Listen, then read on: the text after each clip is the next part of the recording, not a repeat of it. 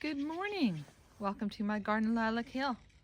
I am out here looking at the plants in the spring raised bed.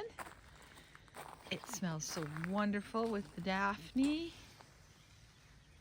and hyacinths.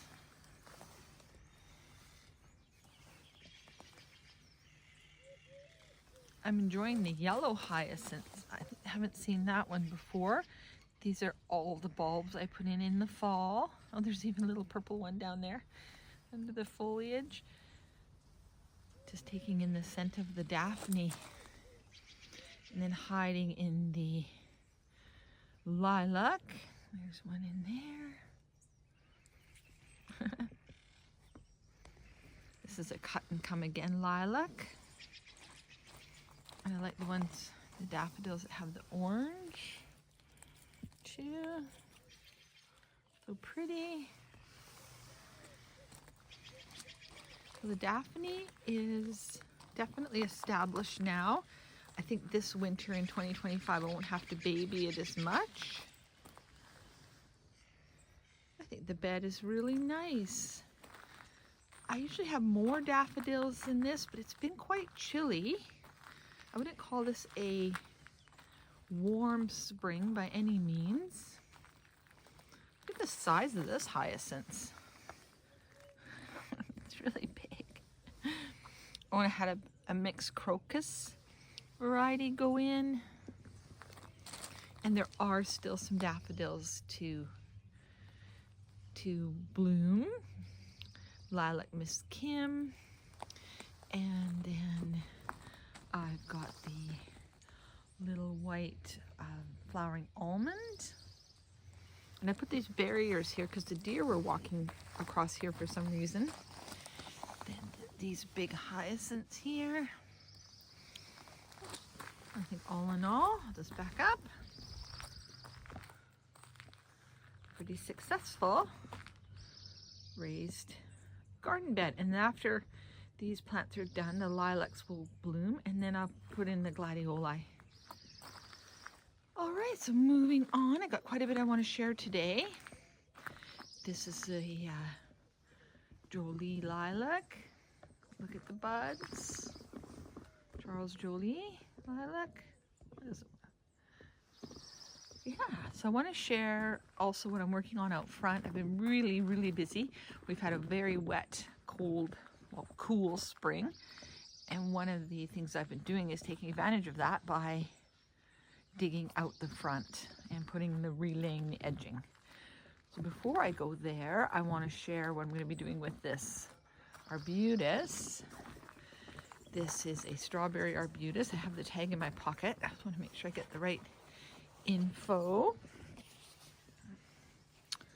So this is the, won't focus. Oh, there it is. Compactica.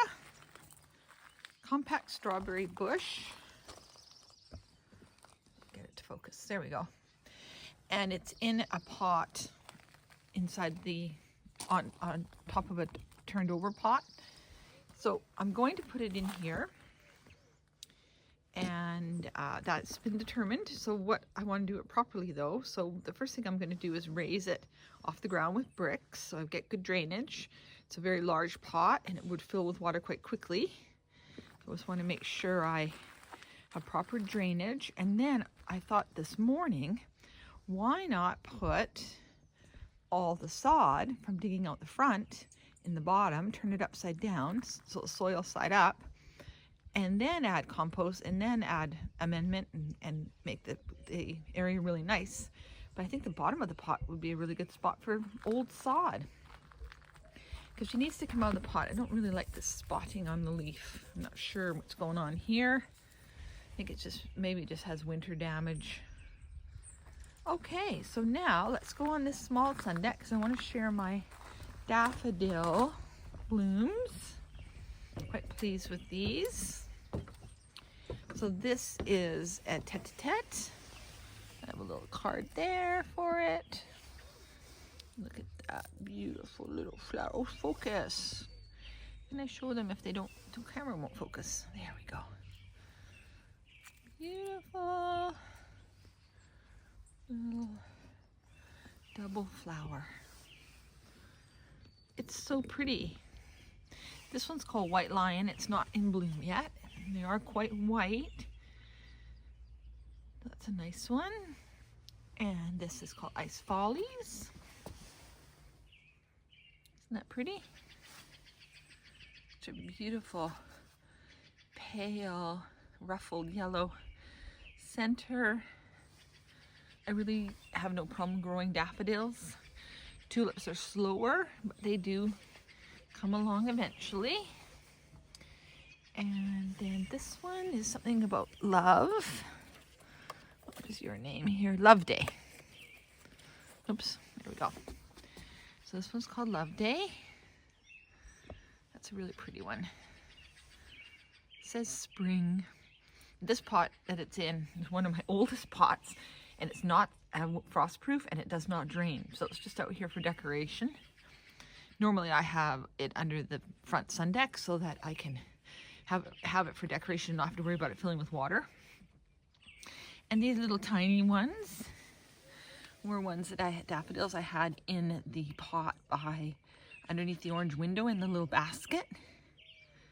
They're so delicate and beautiful, but they're very hardy. I'll zoom in a little bit. Yeah, overall, so really happy with them. And this has been brought out. I put pot feet on it for the tour in June. About 300 people coming, June 9th. Tickets have been sold for 7 gardens, and we're one of the gardens on the tour. And I went and painted my obelisk. So I have been painting obelisks, taking them from sort of a rusty brown color to black and shiny, making everything really nice. And then on this side are some of the tulips, but they're not coming yet. We need a little bit more warm weather. Okay, I'm going to pan around this way. Oh, the neighbor's forsythia across the street is so yellow. Beautiful. Okay, so I want to go out front and share what I've been doing there, and then we'll end at the glass house. So we'll do a bit of a 360. Boy, through the camera, I can sure see this lawn needs to be greened up, but it will happen. Okay, so we're going to go down here. Terry's just starting the panels on the fence. We have the same panel as our gate. Okay, so I want to go across the front of the house. I want to share something funny that's actually happening in the eaves of our house. Because oh, Canada geese just went overhead. We live, all the birds are happy today, in a real live birdhouse. Because, oh, I don't think I'll be able to zoom in. Oh, I don't want to trip on anything. Because way up there is a starling nest.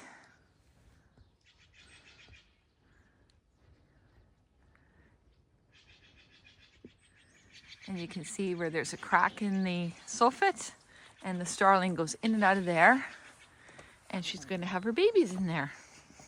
It happened last year too, but I don't really mind as long as it's not a bee's nest. So that's kind of exciting. I live in a real bird's nest. I hear her in the morning when she goes in and out. Oh, there's a robin. Lots of bird activity this morning. It's really nice to see. So this has been redone. It doesn't really look any different. If you hadn't seen the old one, you wouldn't realize how much this has actually been expanded and a new shape put in. And that's all the old sod. I've just left it on the ground because I think I'm going to mound the bed a bit. See where the daylilies coming up? This bed will be mounded right up to the edge, and then I'm going to put a fork into the soil while the ground is still wet and break up all of the hard clay. I'm going to leave this corner as moss. I don't really mind that. And then I've got all these self-seeded foxgloves. But look at my black Onyx Odyssey. Beautiful hellebore. This plant goes back to probably 2000, so it's probably about 25 years old. And it just comes through the winter. So yeah, this bed's getting redone. I have foxglove growing around my upright St. John's wort, but I probably will keep it. It looks kind of funky. Just clean up all the brown edging. Definitely need the brown edges taken off. Blackbird euphorbia. There's an old log in here. And these are the Concord dwarf barberry, which I'm going to be doing more of. Yeah, and then some little cypress down there. All right, so now I want to share what else I've been doing.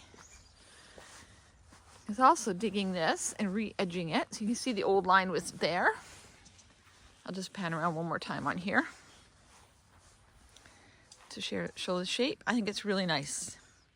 So actually right where that little black grass is, that's where the old border went up to. So I brought out all this new planting area, and it looks way better, more in proportion to the property, to the house. So the edging follows along here, and it just nails down with a spike.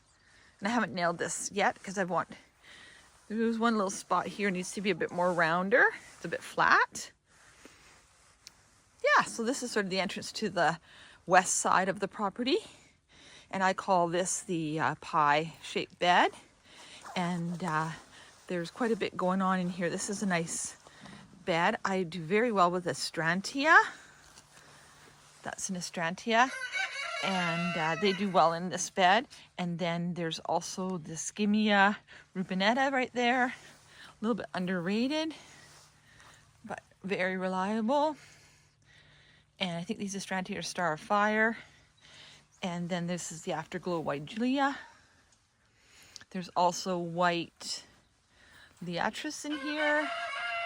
And of course the ever-present foxgloves.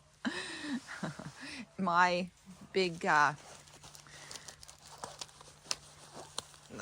white, oh, he needs his branch. He's got a cross branch. Mock orange. Yeah, it's in bloom. I don't know if it'll do as well as last year, but I'm going to want to compare to 2024 because that was just a stellar year for me. And I'm going to wait for this choisa to bloom a little bit. Then I'll probably prune it again. But it is kind of hiding underneath the deck, the items that are underneath the deck. So here's the continuation of the border. I brought it right out from the rhododendron because I didn't want Terry trying to push the lawnmower under the rhododendron. And the rhododendron will bloom probably in about another 2 weeks. She put on lots of new growth again this year. This thing is very, very large. You see the trunk. I don't know if I can get close enough to zoom in on her trunk. It's really big. It's a beautiful big rhododendron. So hopefully it lives a few more years. Looks a little sparse, but you know, sometimes with these old plants, the more you sort of fuss with them, they don't really like it. And then the border comes around and ends here. So this makes like a little bit of a narrowing. And then the chicken run garden has a new hedge. So I've been working very hard on my new hedge. And look at the flowering cherry is in bloom. Let's get a little bit closer without falling down the hill. Look at this beautiful plant. And it's on the side of the hill as it starts to drop. So it is on an angle, but it sort of comes back on itself for balance. And I just think the form is really pretty. I'm really drawn to arching forms in this bed for some reason. I guess it's just because the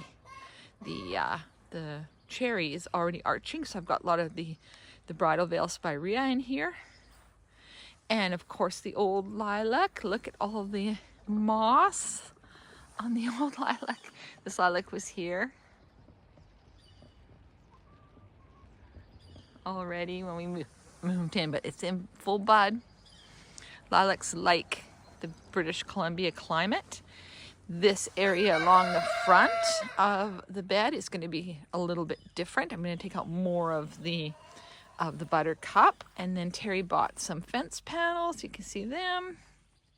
There's more sod in the wheelbarrow to go into that pot. So I've got lots of ways to deal with the sod. I'm going to rot the rest down under plastic and keep it for compost. And I have 6 more little lemon cypress, and they smell like lemon cypress. And the deer went down into that garden the other night because I saw the fresh footprints, and not one lemon cypress was bit. But I just can't get enough of the scent. It's really nice. And I know the lemon cypress will do well because my mom gave me a lemon cypress last year that got too big for her patio, and I've then put it in the back corner by Anne, and it's doing very well. It came through winter without a glitch. So I hope these little hedges do well. There's going to be 16 in total, and they're going to go right down to the end of the string. So once that's done, I'll film that. There's a Renaissance spirea in here. There's cuttings around, the rock is circling cuttings of a quince. And there's a nice, the wild geranium growing with the spirea. High River hydrangea. And then there's another hydrangea. I've got pink diamond and pink beauty in here. I can't remember which is which. The hydrangeas like this, sort of this soil, but they need to be raised up a little bit. There's the other spirea, and at the entrance to the step down area is Ludwig Spath, the lilac, and look at the buds. So there's the string, you can see the string, and it's going to go all the way to the corner, and then we'll figure out another evergreen or something to end the corner, because then it's the drop off down to the neighbor. Yeah. Oh, and I put another spirea. Try not to film the boat. I'll just film the ground. This is the Van Houtai spirea I got from my aunt. So there's two of them in here. Ludwig Spath. It's going to bloom. Oh, put my finger in the camera. Trying to focus. And my rockery. I'm not really going to film that today because I want to end with my glasshouse. It's more lilac in bloom. And more spirea. Spireas do well. Euphorbia. One is Ascot Rainbow. One is Tasmanian Tiger. And I think that's the Tasmanian Tiger, and that's the Ascot Rainbow. And then the little one, which is doing really well, is Burning Embers. And in this bed, I brought my cards out because I want to get this right. Yeah, South Seas Daylily, big orange daylily, then the Coral Sunset, peony, which is not wasting any time coming out of the ground. And then also in here is supposed to be an echinacea. I don't do as well with echinacea as other plants, but there is supposed to be an echinacea called Orange Fascinator. So I'm not too concerned because it is early. The echinaceas are more for summer. The smoke bush doing very well. I haven't decided where it's going to go yet. Probably going to put the smoke bush out front in that new planting area. And there's lots of bulbs in here coming up. And then my beautiful display outside the door of the hyacinths that are in the pots. And I'm playing around with different levels of bricks and stones, and not stones, but these cement blocks that I dug out of the ground, pieces of brick for different ways to add height. Yeah, and that's a Joseph's green geranium. Isn't that gorgeous form? What a nice plant. Okay, so let's just see what's happening in here, because I just want to end, well, of course I have to show the peonies, all coming up with supports. This peony's not getting as much sun as it did last year, so we'll see, but I think the support needs to be moved back. That's way too close. And this other Daphne was beautiful. Oh, there's more hyacinths coming up. And these supports are really more decorative than they are supporting the peonies. I actually have to do the sticks for support, but the peonies, wow, they're really just coming out of the ground fast, even though it hasn't been that warm. All right, so let's end today in here. And there's lots going on in here. I'm using my greenhouse. Terry built this beautiful shelf out of hardwood. Big plank of hardwood we got from our dear friend Ed, and it's on a piano hinge. So in the winter, I just release the chain and let it lay flat, and I have more storage. But there's lots of tomatoes in here. This is a big hybrid variety, big red, Bonnie Best, and then the pear-shaped yellow. I'm just doing these tomatoes for fun to see how things work with the glasshouse. And you know how they say you're supposed to thin the tomatoes and throw out the weaker ones, but I don't have the heart to throw out the little stems, so I put them all in this pot. I'm not good at pruning or separating out baby plants. But here we go. This looks really good. My Aunt Dora gave me some poppy seeds for her big pink ruffled poppy. And that's the black poppy. I think this is a piece of phlox. I'm honestly not sure. Hostas are coming up. There's some cuttings, strawberries, baby shrub plants that are coming up. And then my last thing I'll share is I got a new peony called Paula Fay. And that is in bud, so I'm not disturbing it. It's just going to stay in this pot now for the season because I don't want to take the chance of it going in the ground and then sort of wanting to put on root growth. All right, so that's the tour today. We need some warm weather and from inside my little glass house. Thank you for watching.